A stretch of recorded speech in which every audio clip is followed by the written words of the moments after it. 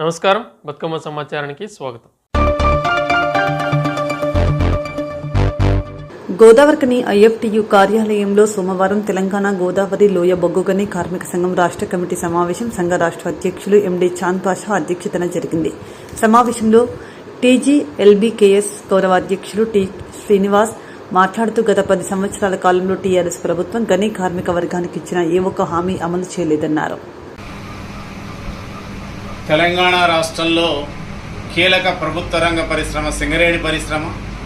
ఈ సింగరేణి పరిశ్రమ బతుకు భవిష్యత్ అంతా తెలంగాణ రాష్ట్రంతో ముడిపడి ఉందని ఆనాడు టీఆర్ఎస్ భావించింది, కార్మిక వర్గం భావించింది. తెలంగాణ రాష్ట్రం సాధించుకుంది. కానీ 10 సంవత్సరాల కాలంలో ఆనాడు బీఆర్ఎస్ టీఆర్ఎస్ ఇచ్చినటువంటి ప్రభుత్వం ఇచ్చినటువంటి హామీలు ఒక్కటి కూడా అమలు కాలేదు.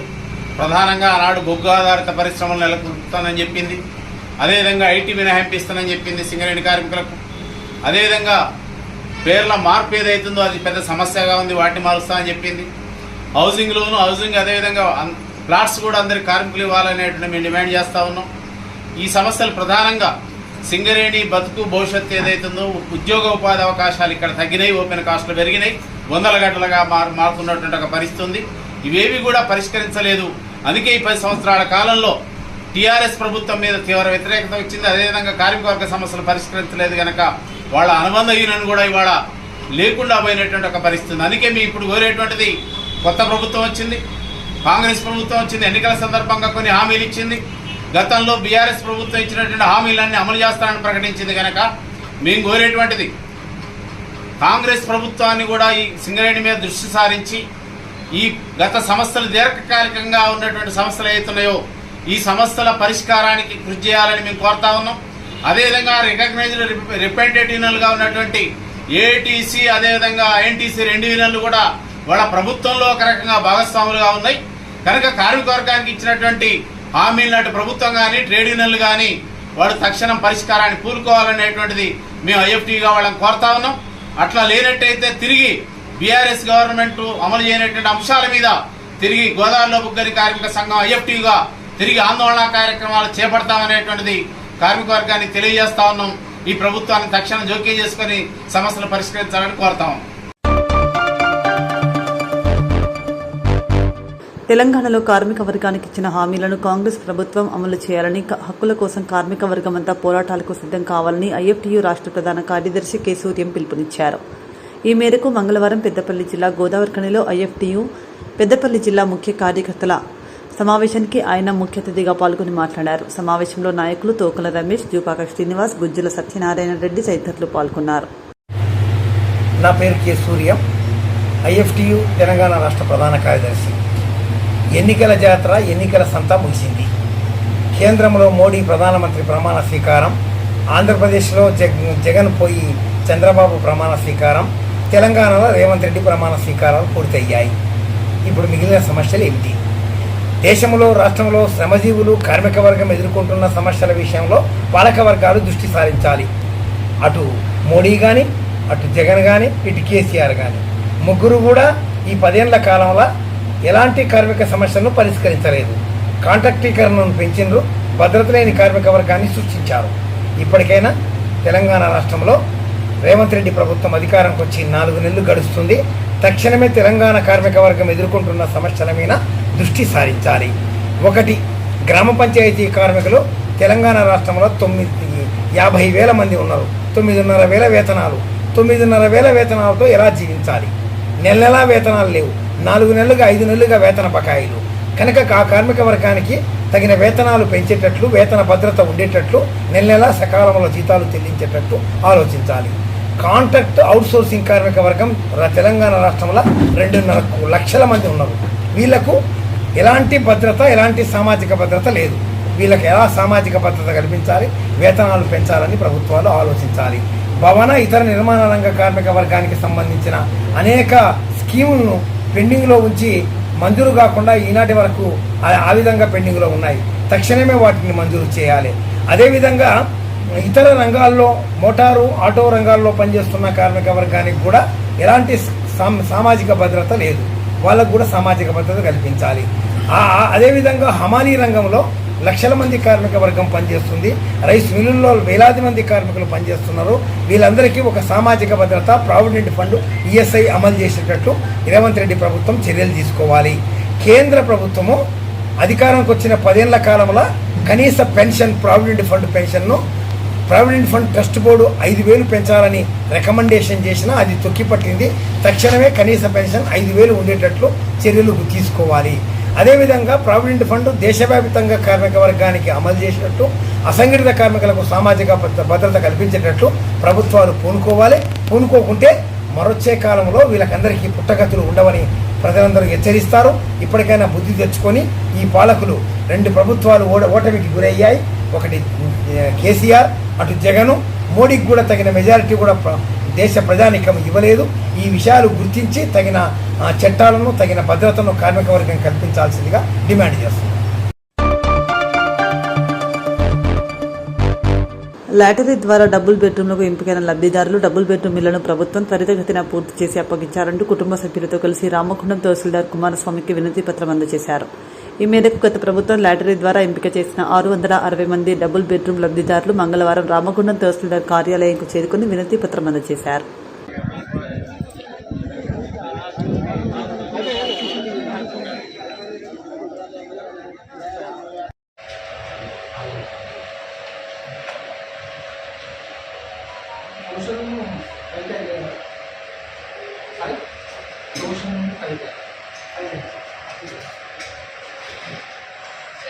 చిన్న రిక్వెస్ట్, మీరు కూడా ఒకసారి మాతో పాటు వచ్చి ఒకసారి చూస్తే వారికి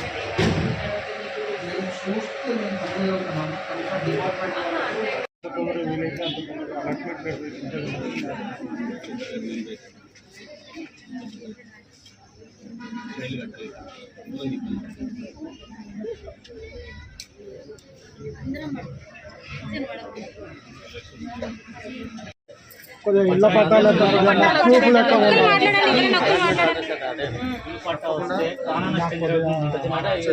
భరోసా నమ్మకం అనేది కట్టలేక బాగా ఇబ్బందులు పడుతున్నాం.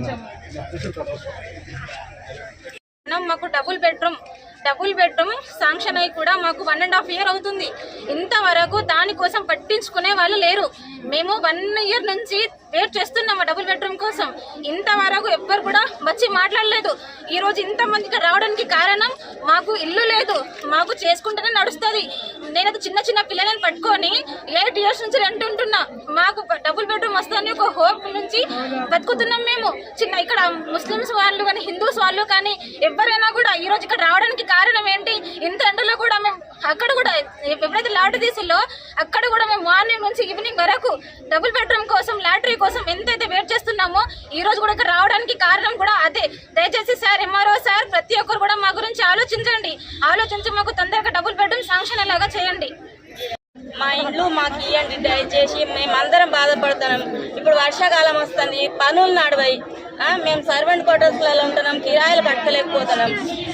ఎంత పని చేసినా అంతే వస్తుంది మాకు. ఒకరు పోతే ఒకరు కూలీ చేసుకుని బతుకుటోళ్ళం. దయచేసి ఎంత తొందరగా మాకు అందరికి ఇండ్లు ఇస్తే అంత మంచిది. అది పట్టాలు కూడా వచ్చినట్టు చేయండి. మా ఇంట్లో పనులు అయితే పోయి చూసినాం, పనులు కూడా అయినట్టు చూడండి. మేము అందరం కోసమే, ఒక్కరి కోసం కాదు. అందరు బాధపడతారు. అందరు పూటకు లేనట్టు ఈ పూట చేసుకుంటే ఆ పూటకు తినేటోళ్ళం ఉన్నాం. కిరాయిలు వెళ్తలేవు. ఇప్పుడు ముఖ్యంగా నేను సర్వెంట్ కోటలు ఉన్నా. ఇప్పుడు పొద్దున్న ఇక్కడికి రావాలంటే వాళ్ళకి చెయ్యండి, మాకు వెళ్ళనియరు. ఇప్పుడు అందరు ఇండ్లు లేని ఉన్నాం. ఇండ్లు వచ్చినట్టు చేయండి దయచేసి. ఆ నిధులు కూడా కొంచెం విడుదలై మాకు వచ్చినట్టు చేయండి దయచేసి. మీ అందరికీ పుణ్యం అవుతుంది. అందరి కోసమే నేను చెప్తున్నా. అండి, నేను 24 సంవత్సరాల నుండి రెంటుకుంటున్నా. నాకు భర్త లేడు. నా 2 పిల్లలను చిన్నప్పటి నుండి చదివించుకుంటా. వాళ్ళని చదివించుకొని ఇప్పుడు జాబులు చేస్తున్నారు ప్రైవేట్ కంపెనీలలో. వాళ్ళ 10,000 జీతం అండి. మాది రెంట్ 3,500. మేము ఒక పూట తింటే ఒక పూట ఉపవాసం ఉంటున్నామండి. మా పరిస్థితి ఏం మంచిగా లేదు. రెంట్లు కూడా పెంచుతున్నారు. నెలకు రెంట్లు 1,000 రూపాయలు పెంచుతున్నారండి. కొంత దయచేసి రాజకీయ వాళ్ళు అందరూ పట్టించుకోండి. ఎంఆర్ఓ కానీ, కలెక్టర్ గారు కానీ, ఎమ్మెల్యే కానీ దయచేసి మా బాధను అర్థం చేసుకొని, ఇక్కడ ఉన్న చాలా మంది ఇక్కడ ఎండలో కూడా ఎండానక వాననక బాగా వస్తున్నారు. అందరు తిరుగుతూనే ఉన్నామండి. దయచేసి మా గోడు పట్టించుకుంటే అక్కడ డబుల్ బెడ్రూమ్ ఇల్లు కూడా ఇంకేం పూర్తి చేయలేదు, సగం చేసి బంద్ చేశారండి. అవి కూడా కంప్లైంట్ చేయండి తొందరగా. మాకు అందరు బాధల్లో ఉన్నారండి. అందరు బీద వాళ్ళే ఉన్నారు. అందరు రోజు కూలి చేసుకొని బతికే వాళ్ళు ఉన్నారు. ప్రియమైనటువంటి గౌరవనీయులైన మరి అధికారులకు, నాయకులకు, లీడర్స్ అందరికీ నమస్కారాలు తెలియజేస్తున్నాం. మేము డబుల్ బెడ్రూమ్ లబ్ధిదారులము.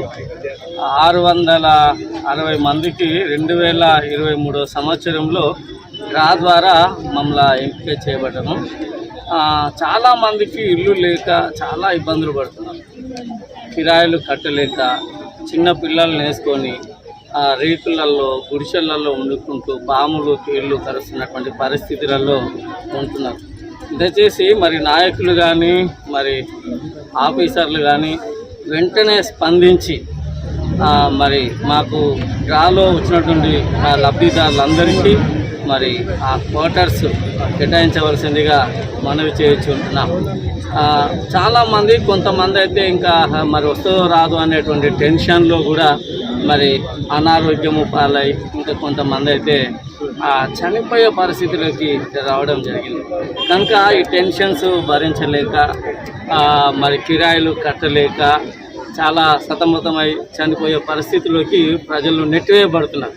కనుక దయచేసి మరి నాయకులు కానీ, ఆఫీసర్లు కానీ వెంటనే స్పందించి మరి R&B వాళ్ళతో మాట్లాడతారా, పంచాయతీరాజ్ వాళ్ళతో మాట్లాడతారా, వాళ్ళతో మాట్లాడి ఉన్నటువంటి డ్యూ వర్క్, డ్రైనేజ్ వర్క్ కానీ, కరెంట్ కానీ, డోర్స్ కానీ ఏమేమైతే డ్యూ వర్క్ ఉందో అది వెంటనే అది కంప్లీట్ చేసి ఆ లబ్ధిదారులందరికీ అలాట్మెంట్ లెటర్ తర్వాత క్వార్టర్స్ అప్పగించవలసిందిగా మనవి చేస్తున్నాం.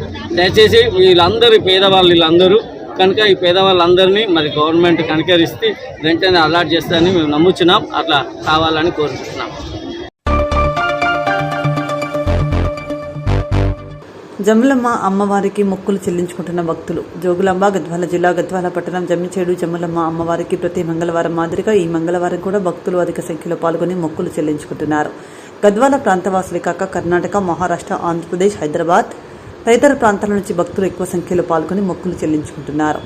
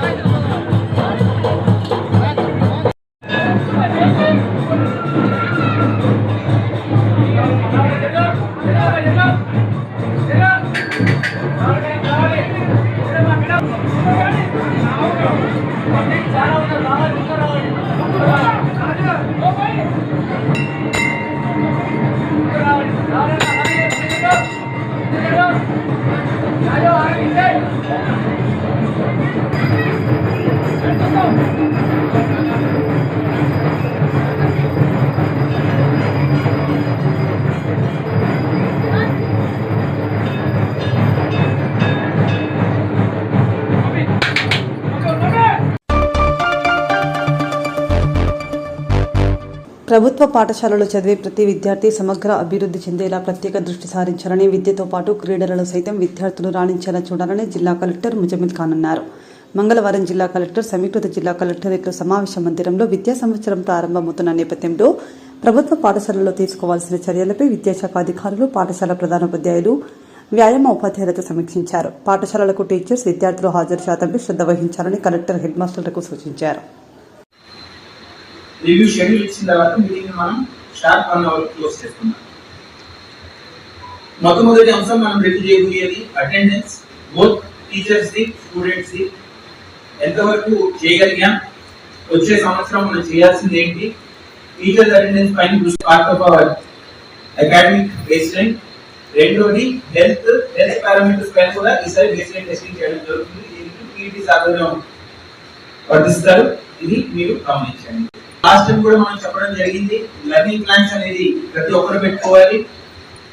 ప్రతి చాప్టర్ కి, ప్రతి క్లాస్ కి, ప్రతి స్కూల్ కి కస్టమైజ్ లెర్నింగ్ ప్లాన్ చెప్పడం జరిగింది.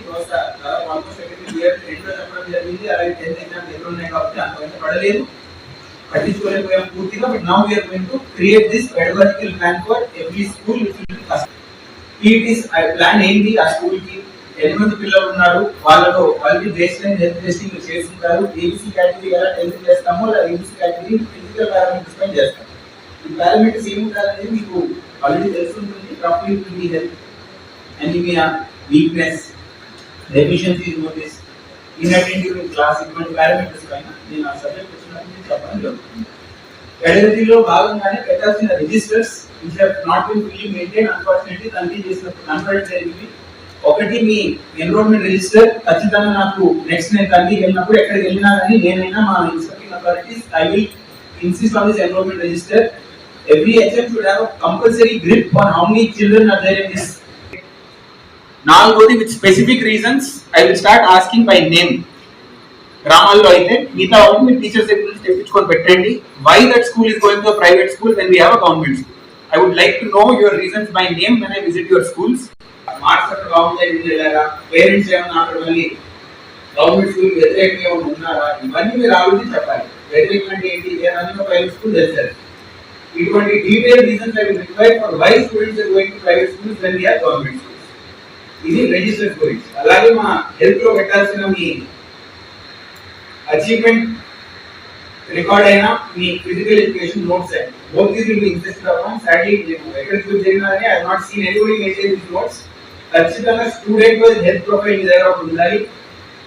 హెల్త్ ప్రొఫైల్ తో సహా వాళ్ళ బేస్ లైన్ ఏంటి, ఎందుకు ఆ స్టూడెంట్స్ హెల్త్ పారామీటర్స్ లో వెనుకబడ్డారు, మీరు తీసుకునే ఇంటర్వెన్షన్ ఏంటి, న్యూట్రిషన్ గా మీరు ఏమైనా పేరెంట్స్ మాట్లాడారా, కౌన్సిలింగ్ ఇచ్చారా, స్పోర్ట్స్ లో ఎక్కువ ఇన్వాల్వ్ చేస్తున్నారా, ఆ అబ్బాయికి నా అమ్మాయికి ఒక స్పోర్ట్ నచ్చకపోతే ఇంకో స్పోర్ట్ అందించడానికి ట్రై చేస్తున్నారా, వాళ్ళకి కొంచెం ఇంట్రెస్టింగ్ గా ట్రీట్ చేయడానికి ట్రై చేస్తున్నారా, ఇవన్నీ మీ అటెంప్ట్స్ ఇక్కడ. హౌ అకాడమిక్స్ లో HMs are being asked, PETs will be asked. దీంట్లో నాకు భాగంగానే separate subject mid day meal and nutri garden. Midday meal already last time I had cautioned all of you to inspect the stock of rice that you are taking delivery of. Purti Badhita, nobody else but HM will be made responsible for the quality of rice you are supplying in the school. మీరు ఎవరైతే వాళ్ళు delegate చేశారో వాళ్ళపై మీరు ఎంత నమ్మకం పెట్టుకున్నారు మీరు చూసుకోండి. కానీ poor quality rice, old stock rice, దొడ్డు బియ్యం, ఇంప్యూర్ బియ్యం, లెస్ దెన్ క్వాంటిటీ అలాటెడ్, ఇవి ఎక్కడ దొరికినా we will start holding the HM accountable. High time we have given you 1 year to set in place systems. Unless the HM reports on the day on which food delivery is taken, we will assume that the HM has been negligent and proceed against the HM. We are a report chese ఖచ్చితంగా we will trace back to the MLS point అయినా, మీ delivery తెచ్చిన dealer అయినా, అధికారి అయినా, DSO గారి office నుంచి అయినా, then we will start tracing back who is this person who has the audacity to give poor quality rice to our children in our district as a trace forward చేసుకోవాలని కఠినంగా అంటే కఠిన శిక్షణ తీసుకోవడం జరుగుతుంది. Provided HMs report. మీరు delivery తీసుకున్న తర్వాత మీరు డెలివరీ తీసుకున్నప్పుడు మీరు కంప్లైంట్ చేయకపోతే, మీరు ఆ టైంలో అక్కడ లేకపోతే, 10 రోజుల తర్వాత చెప్పితే, 10 రోజులు నా బియ్యం పిల్లలు పెట్టిన తర్వాత మీరు చెప్తే, I will extend it of HMs regarded of who the officer is taking delivery of this stock. This high time I want this to stop in our district. It has to be stopped. ఐదో అంశం 10th కోసం మనం పెట్టుకున్న పని. 10th కి మనం work ఈ రోజు స్టార్ట్ చేయబోతున్నాం. Last time we had only started 2-3 months ahead. Assembly election కూడా అందరూ బిజీ ఉన్నాం దాంట్లో, మీరు నేను దగ్గర. So now we are going to start 10th class plan ahead of time. ABC category students ని ఐడెంటిఫై చేయడం, రెమెడియల్ క్లాసెస్ రికమెండ్ చేయడం, న్యూట్రిషన్ పైన ఎలా చేయాలని నేను ఎవరు మాట్లాడుకుని get in touch with you. Nutrition intervention ఎలా చేయాలి, ఫోకస్ ఏ బుక్ పైన చేయాలి, ఏ సబ్జెక్ట్ పైన చేయాలి, ఏ టాపిక్ పైన చేయాలి, ఎవరి ఫ్యామిలీ పరిస్థితి ఏంటి, ఇవన్నీ మనం లాస్ట్ మంత్ చేస్తే బిగినింగ్ చేయాలి. ఈసారి నేను అయితే 100% will target 100%. Don't even target 1% less. Capacity ఉంది, ఎబిలిటీ ఉంది కాబట్టి నేను 100% కట్టుబడుతున్నాను. చేయలేకపోతే చేయలేదు సరే, మిగతా జిల్లాలో 10 వస్తే సరిపోతుంది కదా అనుకునేవాడిని. చేసే క్షమత బృందంలో ఉంది కాబట్టి చెప్పడం జరుగుతుంది. ఖచ్చితంగా 9 నెలల ముందు మొదలు పెడుతున్నాం. ప్రతి పిల్లలు పాస్ అయ్యాలని వెంటపడతామని నమ్మకం పెట్టుకోండి. నా no more excuses week sir, ఎంత చెప్పినా వినర్ సార్, పేరెంట్స్ వినర్ సార్, 10 సార్లు ఇంటికి వెళ్ళి మాట్లాడాను సార్, ఉదయం కాదు సార్, ఆల్ దీస్ ఎక్స్క్యూజెస్ ఉంటాయి సార్. 100% 100% సింపుల్. ఇంతటితో వార్తలు సమాప్తం. నమస్కారం. ఇంతటితో వార్తలు సమాప్తం. నమస్కారం.